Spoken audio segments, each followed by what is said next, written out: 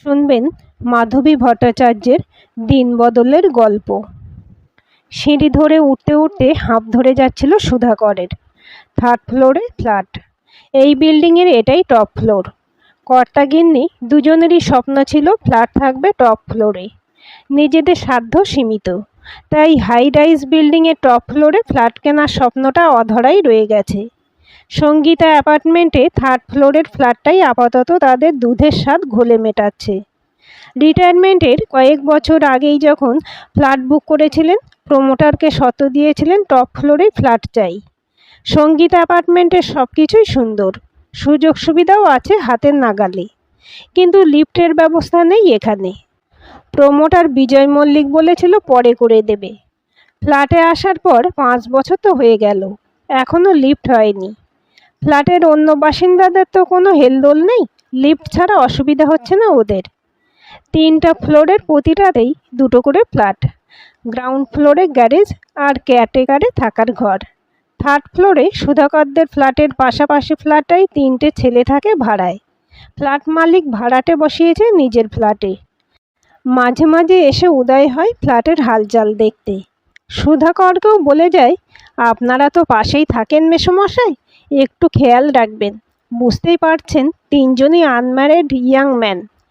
কি করে না করে আজকালকার ছেলেপুলেদের কিচ্ছু বিশ্বাস নেই। সুধাকর চুপ করে থাকেন। তিনি কি করে খেয়াল রাখবেন বুঝতে পারেন না। ছেলে সৈকত বিরক্ত হয়ে বলে, এতই যদি চিন্তা তাহলে ফ্ল্যাটে ভাড়া বসিয়েছে কেন? আমরা কি সারাক্ষণ নজরদারি করব নাকি? আর ওরা যদি এমন কিছু করেও বিপদে তো আমরাই পড়ব, পাশে তো আমরাই থাকি। আজব লোক, বিশ্বাস নেই যখন ওদের তাহলে বসিয়ে রেখেছে কেন? ধুর, কি করবে ওরা? 3জনই ভালো বন্ধু, বাইরে থেকে এখানে এসেছে কাজের জন্য, একসাথে থাকার জন্য ফ্ল্যাটটা ভাড়া নিয়েছে। সকালে বেরিয়ে যায়, রাতে ফেরে, কারোর সাথে পাঁচে থাকে না। 3জনই ভদ্রবাড়ির ছেলে, ওদের থেকে কিসের ভয়? হেসে ছেলেকে আশ্বস্ত করেন সুধাকর। সত্যি 3টে ছেলেকেই ভারী ভালো লাগে সুধাকরের। সজীব, প্রাণবন্ত, ভদ্র আর মিশুকে। দেখা হলেই হাসি মুখে জিজ্ঞেস করবে, কি আঙ্কেল কেমন আছেন? সবাই ভালো তো? ফ্ল্যাটের অন্য বাসিন্দারা তো দেখা হলেও চেনে না, এমন ভাব নিয়ে পাশ কাটিয়ে চলে যায়। সবাই নিজের নিজের জগতেই ব্যস্ত, খুব দরকার ছাড়া কেউ কারোর সাথে কথা বলে না। বাজারের ব্যাগটা নিয়ে কোনো মতে দম নিতে নিতে উঠছিলেন সুধাকর। বয়স যত বাড়ছে শরীরও বিদ্রোহ করছে যেন।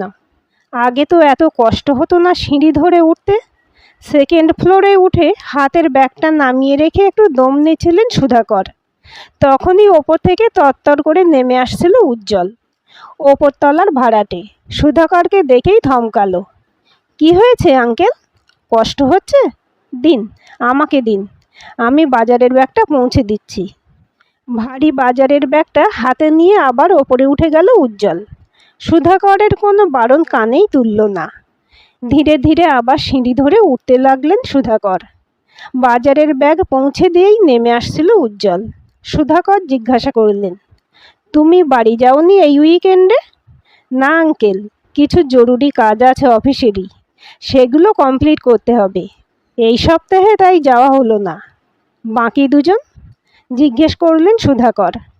ওরা গেছে, কাল সকালে চলে আসবে। তরতর করে নেমে গেল উজ্জ্বল। সেদিকে তাকিয়ে রইলেন সুধাকর। আহা, বড্ড ভালো ছেলেটা। ঘরে ঢুকতেই দেখলেন গোমরা মুখে বসে আছেন মৃন্ময়ী। বাজারের ব্যাগটা রান্নাঘরের দরজার সামনে ঠেস দিয়ে রাখা। সুধাকর অবাক হয়ে বললেন, কি হলো? বাজার কি কি এনেছি খুলে দেখলে না? রান্না করবে কখন? রান্না হচ্ছে, মিনতি করছে, গোমরা মুখেই জবাব দিলেন মৃন্ময়ী। আজও মিনতির হাতে রান্না খেতে হবে? তুমি করবে না? কার জন্য করব? কে খাবে? কেন? সুধাকর আরও অবাক। তোমার ছেলে বেরিয়ে গেছে বউকে নিয়ে, কোথায় কোথায় জানি যাবে। আশ্চর্য, ছেলে ভুলেই গেল আজ ওর মায়ের জন্মদিন। প্রতি বছর এই দিনটা আমরা একসাথে কাটাই, কিচ্ছু মনে নেই ওর? বলতে বলতেই কেঁদে ফেললেন মৃন্ময়ী। আরে কাঁদছো কেন? ভুলে গেছে হয়তো বাবু, সুধাকর বিব্রত হয়ে বললেন, হ্যাঁ ভুলবেই তো, বউকে পেয়ে মাকে আর মনে থাকবেই বা কী করে। ড্যাং ড্যাং করে ঘুরতে বেরিয়েছে দুজনে, মায়ের জন্মদিন মনে রাখতে বয়েই গেছে ওর। এভাবে বলছো কেন?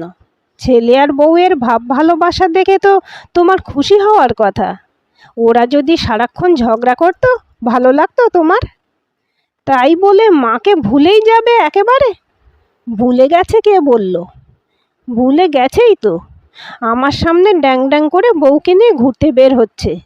কেন, আমাকে বুঝি বলতে পারতো না যে মা তুমিও চলো? এবারে হেসে ফেললেন সুধাকর। কি বলছো ছেলে মানুষের মতো? তুমি আবার ওদের সঙ্গে কোথায় যাবে?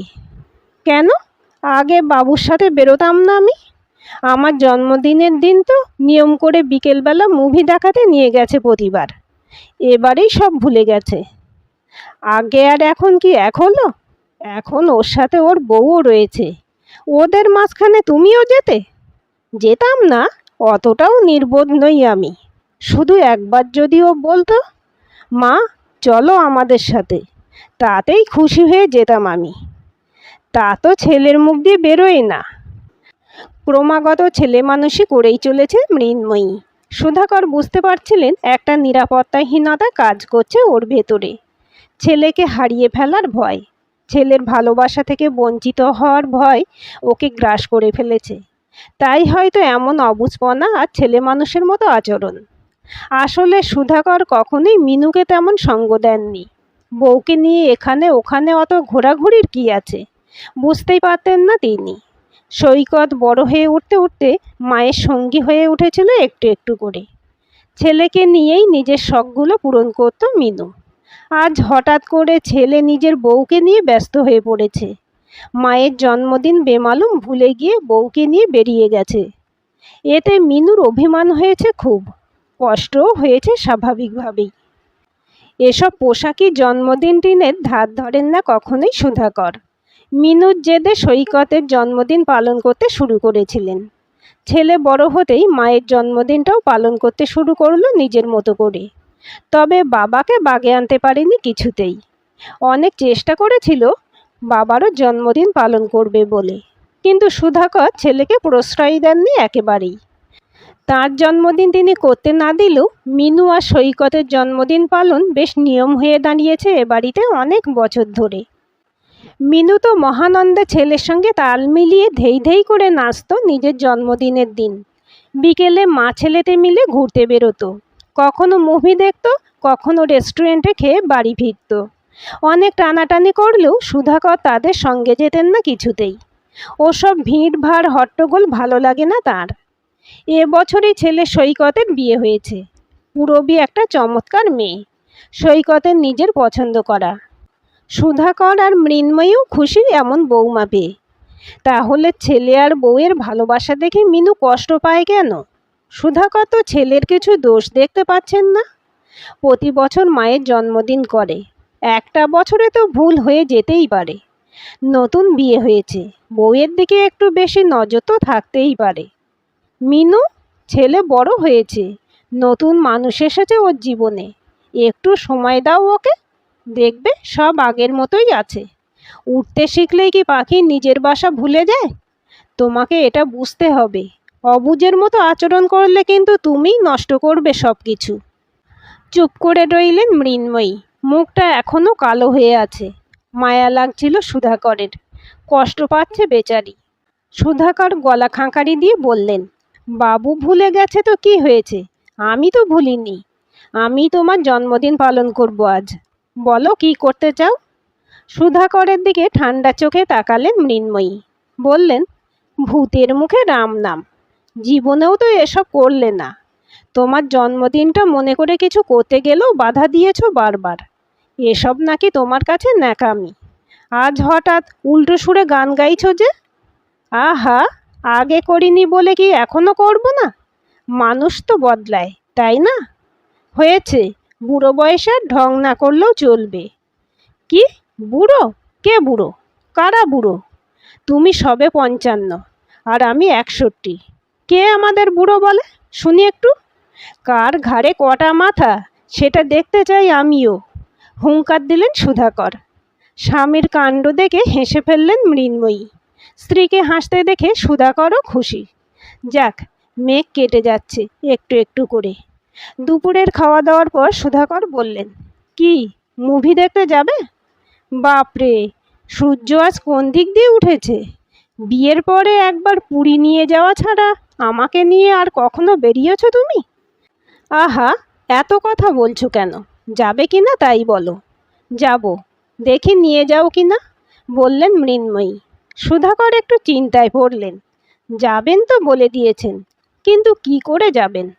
কখনোই তো এসব করেননি, চেনেন না, জানেন না কিছুই। কি করে যে কি করবেন? মিনু আশা করে আছে, ছেলেও বাড়ি নেই। ফোন করে ওকে ডিস্টার্ব করতেও ইচ্ছে হচ্ছে না। কার কাছ থেকে বুদ্ধি নেওয়া যায়? হঠাৎ করেই উজ্জ্বলের কথাটা মনে হলো সুধাকরের। হ্যাঁ, ও নিশ্চয়ই সাহায্য করতে পারবে। উজ্জ্বলের ঘরে চলে গেলেন সুধাকর। কি জানি ছেলেটা আছে কি না। না, আছে। বেল বাজাতেই দরজা খুলে দিল ও। তাকে দেখেই হাসি মুখে বলল, আঙ্কেল যে, হঠাৎ কি ব্যাপার? সুধাকর সব কথা খুলে বললেন ওকে। মৃন্ময়ীর প্রতি মায়ায় শুরু করেছিলেন ব্যাপারটা, এখন পুরোটাই বেশ রোমাঞ্চকর মনে হচ্ছে তার কাছে। কেন যে এতদিন ঘরে বসে কাটিয়েছেন কে জানে। উজ্জ্বল সব শুনে প্রথমে একচোট খুব হেসে নিল, তারপর গম্ভীর হয়ে বলল, আমি সব ব্যবস্থা করছি, চিন্তা করবেন না আঙ্কেল। আপনি শুধু আন্টিকে নিয়ে বেরিয়ে পড়ুন। সত্যি, ছেলেটা সব ব্যবস্থা করে দিল। সুধাকরের সাথে সাথে থেকে সব কিছু করে দিল ও। ফেরার সময় কোথা থেকে ট্যাক্সি নিতে হবে সব জানিয়ে দিয়ে তবে ফিরল। ফেরার পথে ট্যাক্সিতে পাশাপাশি বসে থাকা মৃন্ময়ীর হাতটা নিজের মুঠোয় নিয়ে সুধাকর বললেন, আজকের দিনটা দারুণ কাটলো কিন্তু, কি বলো? এখন মাঝে মাঝেই সুযোগ পেলে এভাবে বেরিয়ে পড়বো দুজনে। এতদিন যে কেন নিজেকে বঞ্চিত রেখেছি কে জানে। মৃন্ময়ী উত্তর দিলেন না, আলতো করে চাপ দিলেন সুধাকরের হাতে। বাড়ি ফিরতেই দেখা গেল সৈকত আর পূরবী ফিরে এসেছে তাদের আগেই। তারা ঢুকতেই ছুটে এলো তারা। পূরবী বলল, মা, আজ তোমার জন্মদিন ছিল তাই না? উজবুকটা দেখো না, ভুলেই গেছে। ভালো করেছো, তোমরা নিজেরাই বেশ এনজয় করেছো। সৈকত দুহাতে নিজের কান ধরে বলে উঠল, ভুল হয়ে গেছে মা, ভুলেই গেছিলাম আজকের দিনটার কথা। হঠাৎ করে মনে পড়েছে, সঙ্গে সঙ্গেই ছুটে এসেছি। দেখি তোমরা কেউ নেই। তখন উজ্জ্বলই বলল, তোমরা মুভি দেখতে গেছো, আমাকে মাফ করে দাও মা। কিন্তু একটা ব্যাপার অবাক লাগছে, বাবা মুভি দেখতে গেল, সেটা কিভাবে সম্ভব হলো?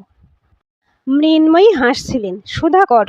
সৈকত আবার বলল, যা হয়েছে ভালোই হয়েছে, তবে পরের বার থেকে আর আমি ভুলবো না মা এই দিন, কথা দিলাম তোমাকে। আচ্ছা, কিচ্ছু হয়নি তাতে, ভুলে গেছিলি ভাগ্যিস, নইলে তোর এই বাবাকে চেনা হতো না আমার। রহস্যময় হাসি মৃন্ময়ীর মুখে। রাতে বিছানায় শুয়ে সুধাকর বললেন, বলেছিলাম না তোমায়, সব কিছু আগের মতোই আছে, তোমার ছেলে একটুও পাল্টায়নি।